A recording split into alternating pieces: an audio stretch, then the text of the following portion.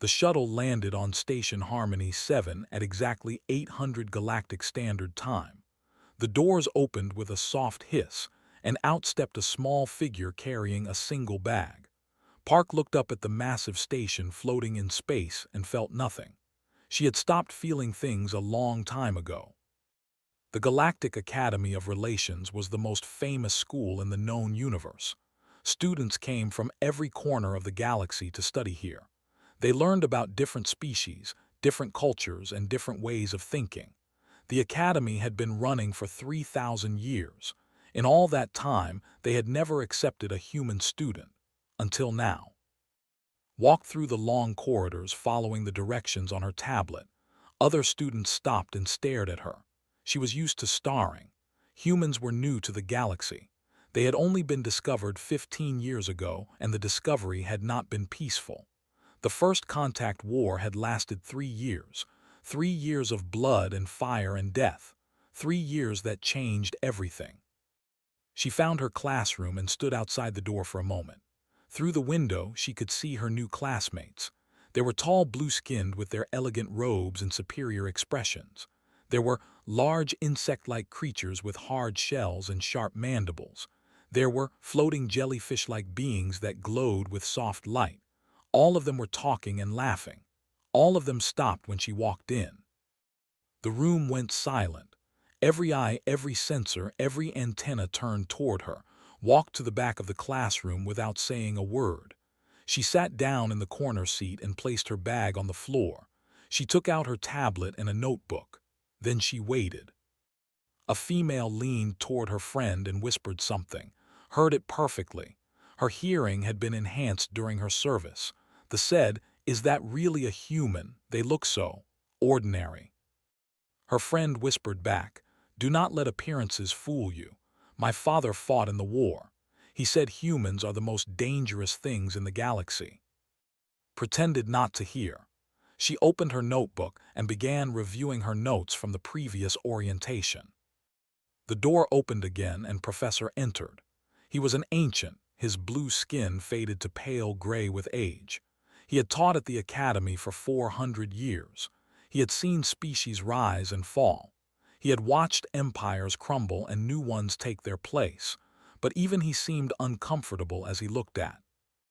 "Good morning, students," he said, his voice deep and calm. "As you can see, we have a new addition to our class. This is Park from Earth. She is the first human exchange student in our academy's history. I expect all of you to treat her with respect and help her adjust to life here." Nobody said anything. A student in the front row made a clicking sound with his mandibles. It was not a friendly sound. Professor continued, "Now, let us discuss our semester project.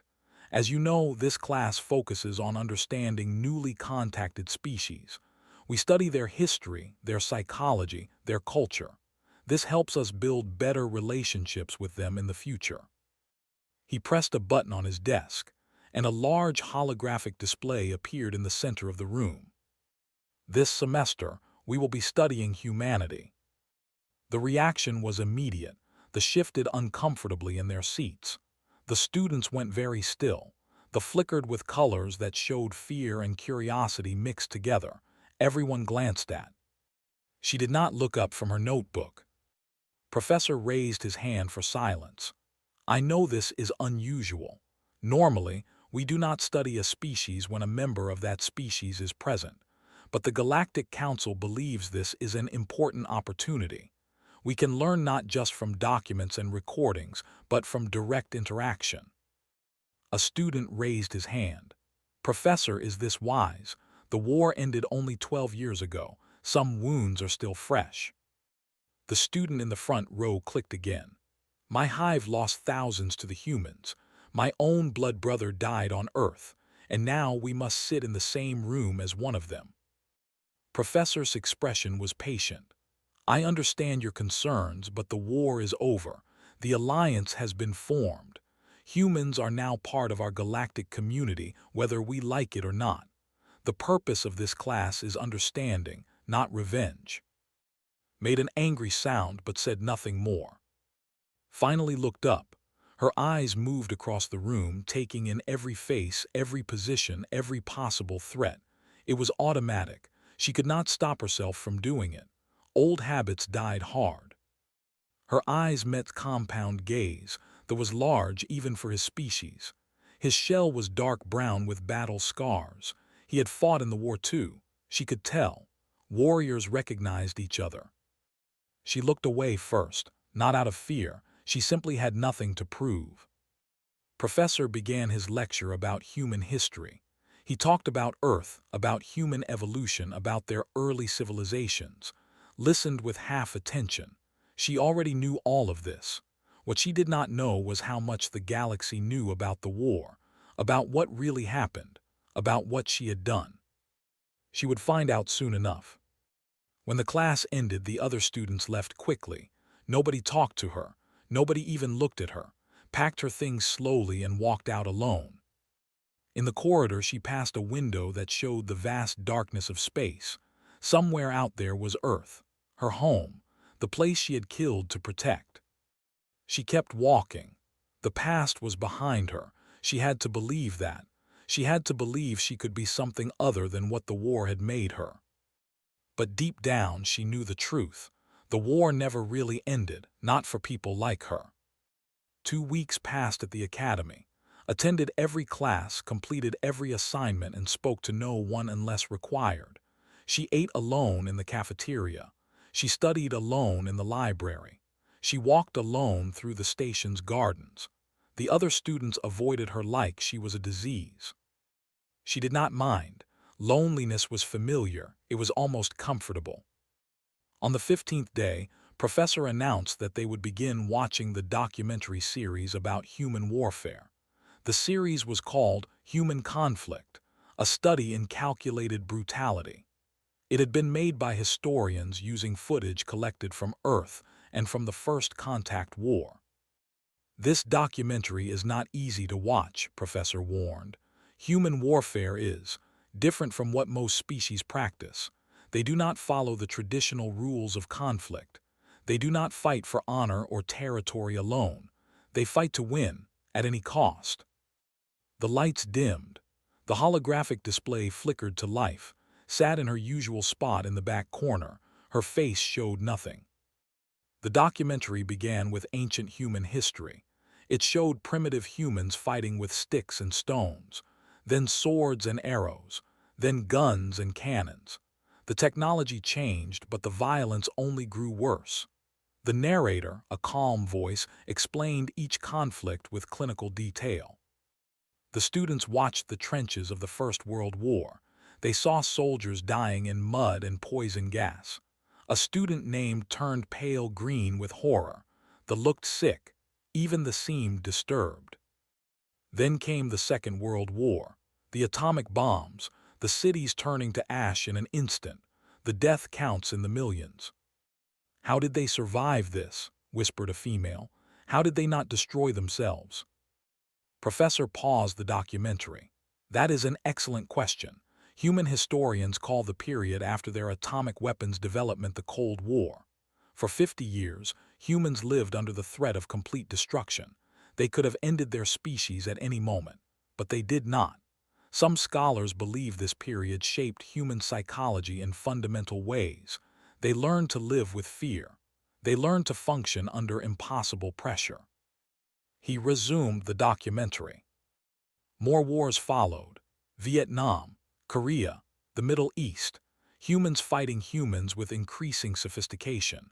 Drones, cyber warfare, biological weapons. The narrator noted that humans had been at war somewhere on their planet for their entire recorded history. There had never been a single day of complete global peace. The student made a sound of disgust.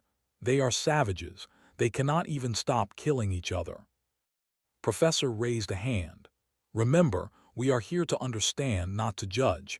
Every species has its own path to development. The documentary shifted. The screen now showed Earth from space, a beautiful blue and green world. Then the footage changed to show massive ships appearing in orbit, warships. The First Contact War had begun. The narrator explained that the Empire had sent a preliminary invasion force to Earth. 200,000 soldiers. They expected easy victory. Earth had no space fleet, no energy weapons, no shields. By all galactic standards, humans were primitives. The footage showed landing in the Pacific region. It showed soldiers marching through human cities. The first few days went exactly as the commanders had predicted. Human military forces were pushed back. Cities fell. The established forward bases and began preparing for full planetary conquest. Then everything changed. The documentary showed the human counterattack beginning on the seventh day. It was not what anyone expected. There were no large battles, no dramatic confrontations. Instead, the humans melted into their cities and forests and mountains. They became invisible. At night, the attack started. Supply lines were cut. Communication towers were destroyed. Soldiers disappeared during patrol and were found dead the next morning. The humans used weapons they had never seen before. Improvised explosives hidden in roads, drones the size of insects carrying poison, traps that killed without warning. The narrator called it asymmetric warfare.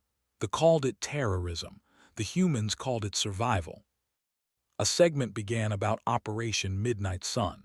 It was a human counteroffensive against a major forward base. The base held 5,000 soldiers and enough weapons to level a continent. The humans sent in a single squad. The footage was dark and grainy, recovered from security systems. It showed figures moving through the base like shadows. They made no sound. They left no survivors. In 6 hours, the base was destroyed. 5,000 soldiers dead. 0 human casualties. The classroom was completely silent. Watched the footage with empty eyes. She remembered that night, the smell of smoke, the sound of soldiers screaming in the darkness, the weight of her rifle in her hands. The student suddenly made a high-pitched sound. "Professor, Professor, look at that soldier, the small one in the front." Everyone looked at the screen. The footage showed the human squad moving in formation. The smallest figure was at the point position, leading the others. The way they moved was distinctive, precise, economical. Every step was perfect. "What about them?" Professor asked. His body flickered with uncertain colors. "The movement pattern, I have seen it before." They turned slowly toward the back of the classroom. "I have seen it every day for 2 weeks." One by one, every student in the room turned to look at. She continued watching the screen. Her hand held her pen steady. Her breathing did not change. But somewhere deep inside her, a cold feeling spread through her chest. The past had found her. It always did. Professor looked uncomfortable. He glanced at, then back at the screen. "Let us continue with the documentary. We should not make assumptions based on limited observations." But the students kept staring, felt their eyes on her like physical weight. She did not look up. She kept her pen moving across her notebook, writing nothing important, just moving, just staying busy. The documentary continued. The next segment was titled "The Butcher Units, Human Special Forces During First Contact." Several students made sounds of distress at the title. They looked pale. They flickered with dark colors. Even the angry warrior went very still. The narrator explained that after the initial invasion, human governments had formed elite response teams.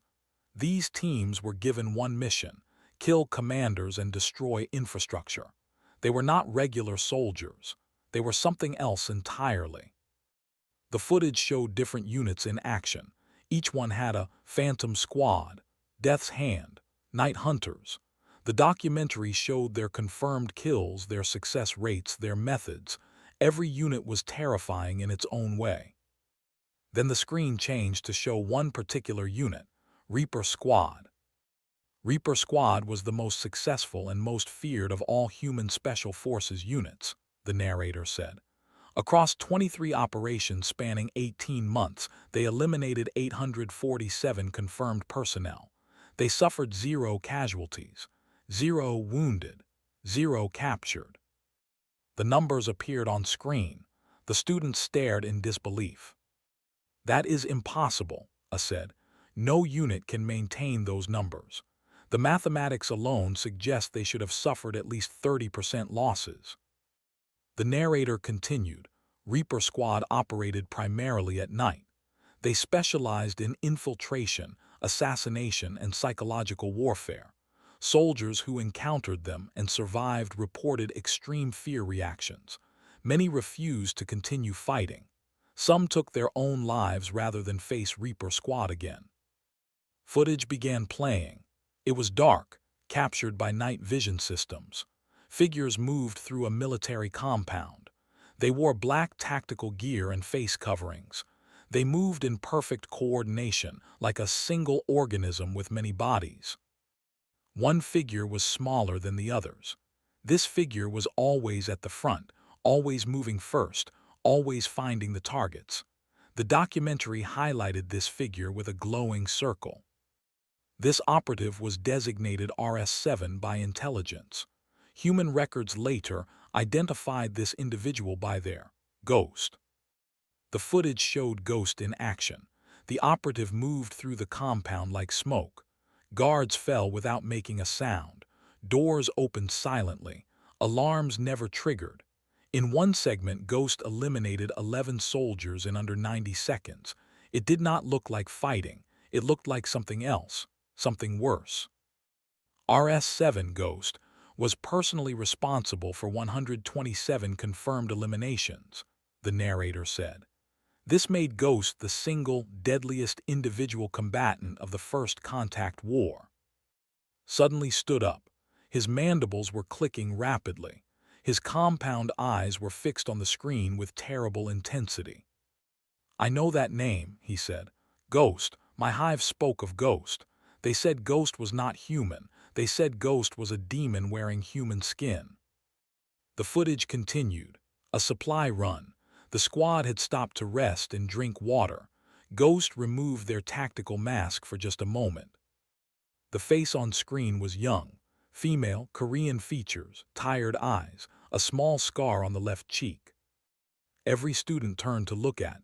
She had a small scar on her left cheek. The classroom erupted. Were speaking rapidly in their own language. Were clicking and hissing. Were flashing colors of fear and anger. Professor was trying to restore order, but no one was listening. Pointed at with a trembling claw. It is her, the ghost, the killer. She is sitting in our classroom. Finally looked up from her notebook. Her expression was calm, empty. She looked at the screen showing her younger face, then at her classmates who were looking at her with horror and rage. The documentary is wrong, she said quietly.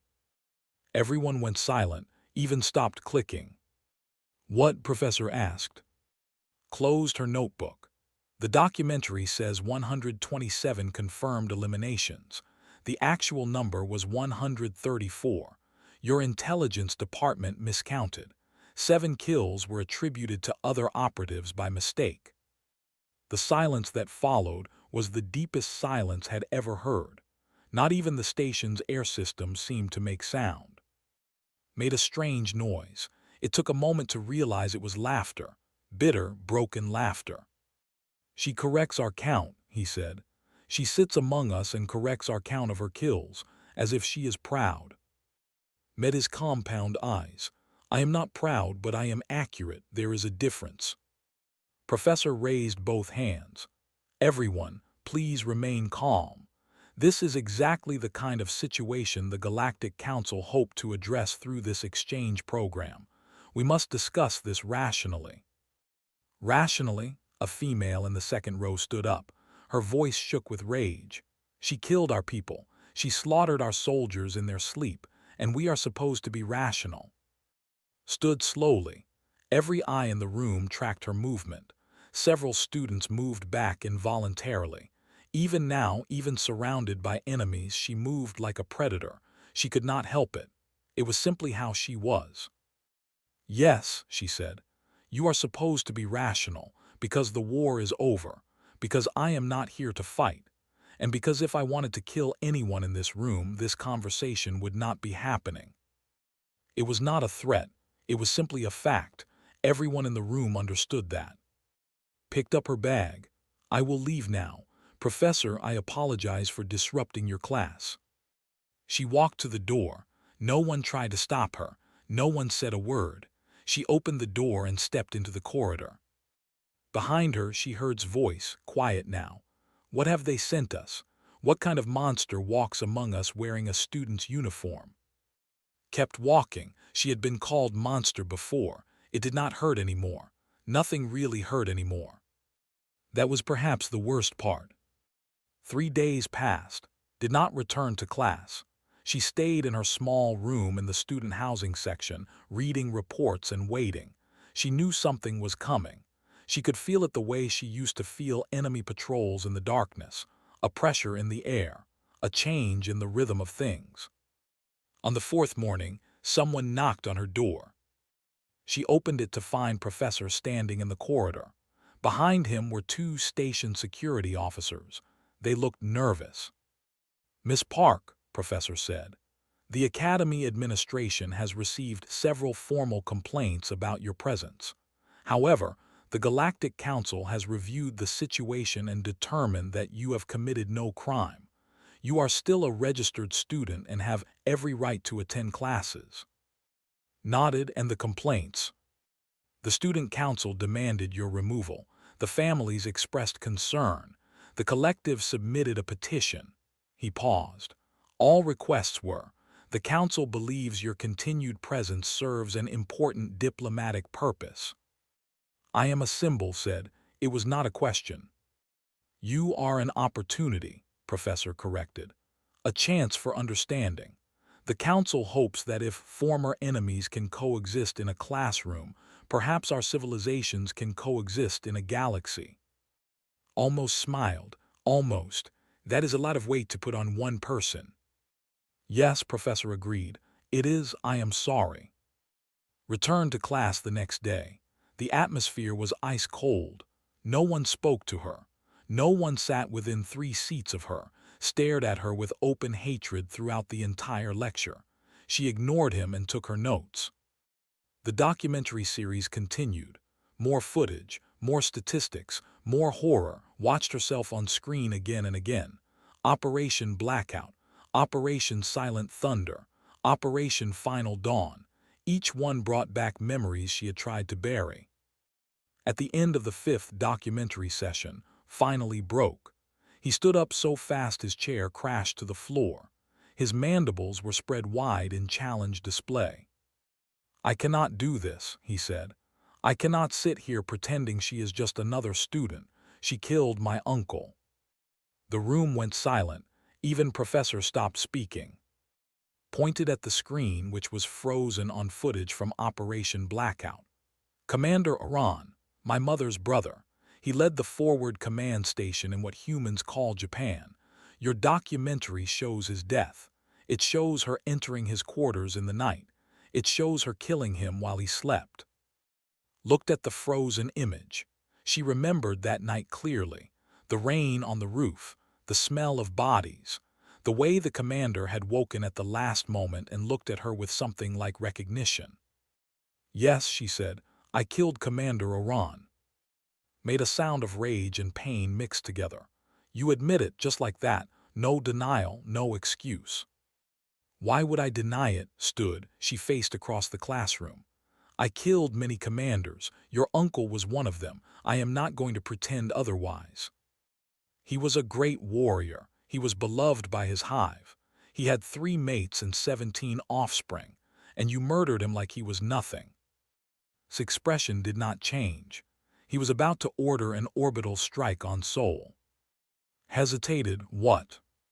"Seoul, the capital city of my country. 14 million people lived there. Your uncle had received authorization to bombard the city from orbit. Complete destruction. Men, women, children, everyone." His voice was flat, empty. "I received intelligence about the order 12 hours before it was scheduled to happen. I infiltrated his compound alone because there was no time to coordinate with my squad. I reached his quarters at 300 local time. I killed him." I destroyed the communication equipment. The strike never happened."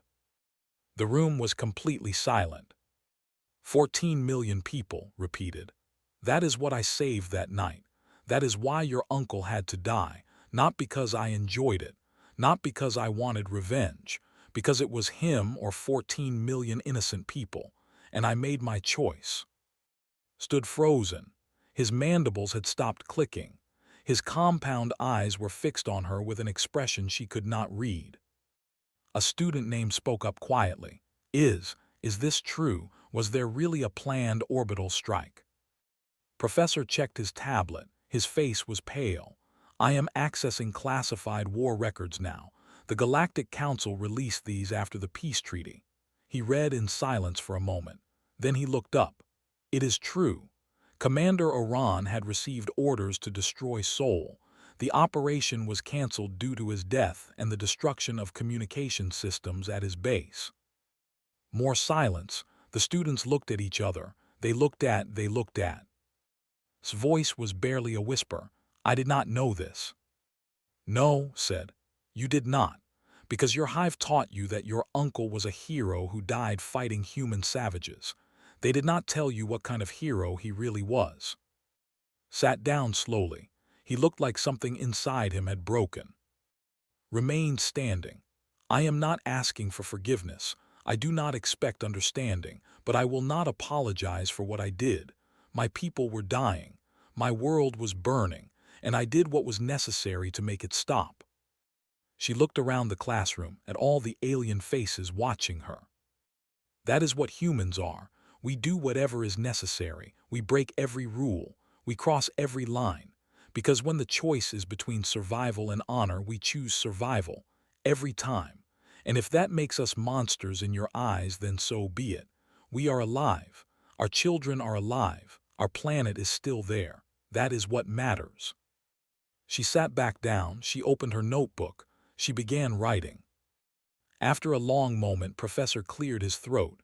Perhaps we should take a break. We can resume tomorrow." The students filed out slowly. No one spoke, even left without saying anything.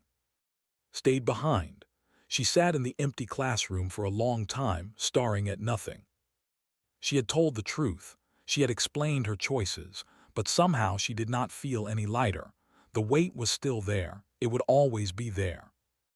That was the price of survival. She had learned that a long time ago. 6 weeks had passed since the confrontation in the classroom. Things had changed, slowly, quietly, like ice melting in spring. It started with small things. A student floating next to in the library, asking questions about human emotional resilience. A who needed help understanding human tactical doctrine for a research paper. A quiet nod from a classmate in the corridor. The fear was still there, could feel it, but it was different now. It was fear mixed with something else. Curiosity, respect, maybe even understanding. One evening was sitting alone in the station's garden section. It was a large dome filled with plants from 100 different worlds. The air smelled sweet and strange. Stars shone through the transparent ceiling above. She heard footsteps approaching, heavy, familiar footsteps. Appeared from behind a cluster of blue trees. He stood several meters away, watching her, did not move. She did not reach for a weapon. She simply waited. "I have been thinking," said finally. His voice was quiet, uncertain. "About what?" "About my uncle, about you, about the war." He came closer and sat down on a rock formation near her bench. "My entire life I was taught that humans were monsters, animals, things to be conquered and controlled. The war proved that we were wrong about your capabilities, but I still believed we were right about your nature." Said nothing. She waited. "Then I watched the documentaries. I saw what your species did to mine. I saw you leading those missions, killing my people like they were insects." Made a clicking sound that might have been a bitter laugh. "I hated you. I wanted to challenge you to single combat and tear you apart with my own claws." "Why did you not?" asked. It was a genuine question. "Because I am not stupid." Looked at her with his compound eyes. I saw how you move, I saw your recorded fights. You would kill me before I finished my challenge. And even if by some miracle I won, what would that prove? That I am stronger, that means nothing. Strength without understanding is just violence. Felt something strange in her chest. It took her a moment to recognize it. Surprise, real surprise. That is wise, she said. My uncle was not wise, continued. He was a great warrior, the strongest in our hive, but the records show what he was willing to do. 14 million civilians, children among them, eggs that had not yet hatched in your terms. He shook his head. That is not war, that is something else. Looked up at the stars. In the war, both sides did terrible things. Humans dropped biological weapons on colonies. We poisoned your food supplies. We used your own communication systems to spread fear and confusion. There were no clean hands, not ours, not yours. Then how do we move forward? Asked. How do we become something other than enemies? I do not know, was being honest. I spent 6 years learning how to kill your kind. The past 3 months are the first time I have tried to learn how to live with them. I am not very good at it. Made a sound that was almost like a human laugh. You are better than you think. You could have lied about my uncle. You could have pretended you were just following orders. Instead, you told the truth. You accepted responsibility. The truth seemed more respectful than lies. It was, stood up. He was silent for a long moment. In culture, warriors who face each other honestly become bound by that honesty. We call it the blood truth. It means we can never be friends, but we can never be enemies either. We are something in between. Looked at him, and you are offering me this blood truth. Yes, extended one claw toward her, not to attack, to touch. You killed my blood uncle, but you also saved 14 million lives by doing so. These two truths exist together. I will carry both of them. Reached out and touched her hand to his claw.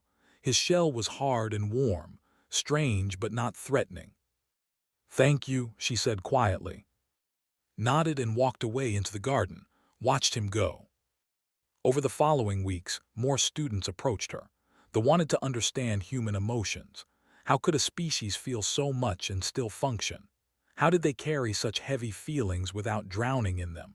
Told them about her nightmares, about the faces she saw when she closed her eyes, about the way she had learned to keep moving even when the weight felt impossible. They studied human tactics. They were horrified and fascinated in equal measure. Explained that humans did not fight according to rules because rules were a luxury for species that had never faced extinction. When you were the underdog, you used every advantage, every dirty trick, every brutal method, because losing meant dying. Even Professor changed his approach. He invited to teach parts of the class. She stood at the front of the room and explained human psychology, the tribal instincts, the pack bonding, the capacity for tremendous violence and tremendous love existing in the same heart. Humans are not complicated, she told the class. We are very simple. We protect what we love. When something threatens what we love, we destroy it. We do not stop. We do not negotiate. We do not accept defeat. This is our strength and our weakness. A student asked, "Is that why you came here? To protect your people through understanding instead of violence?" Thought about the question for a long moment. Yes, she said finally. The war is over. Fighting will not keep my people safe anymore. Building bridges will. So I am here trying to learn how to build bridges instead of destroy them. The semester ended with a final project. The class worked together to create a new documentary, not about human war crimes, about human potential, about what humans could become when they were not fighting for survival. The documentary showed human art, human music, human kindness. It showed volunteers helping disaster victims, parents loving children, friends sacrificing for each other. The same capacity for violence that made humans terrifying also made them capable of incredible compassion. In the final scene, the documentary showed the classroom, all the students together, and one human, learning together, talking together, taking the first small steps toward real understanding. A camera crew asked for a final statement. She looked directly at the lens. "Humans are not monsters," she said. "We are not heroes either. We are survivors. We do what we must to protect what we love. The war made me into something I never wanted to be, but the war is over now, and I have a choice about what comes next." She paused, looked at her classmates, saw give her a small nod. "We cannot undo the past. We cannot bring back the dead, but maybe we can make sure it never has to happen again. Maybe we can build something better than war. That is why I am here. That is why all of us are here." She smiled, a small smile, the first real smile in a very long time. "We are survivors, all of us. Now let us learn to live together." The documentary ended. The classroom erupted in applause, and for the first time since she left Earth, Park felt something like hope. The past was still there, it would always be there, but the future was open, and she was finally ready to walk toward it.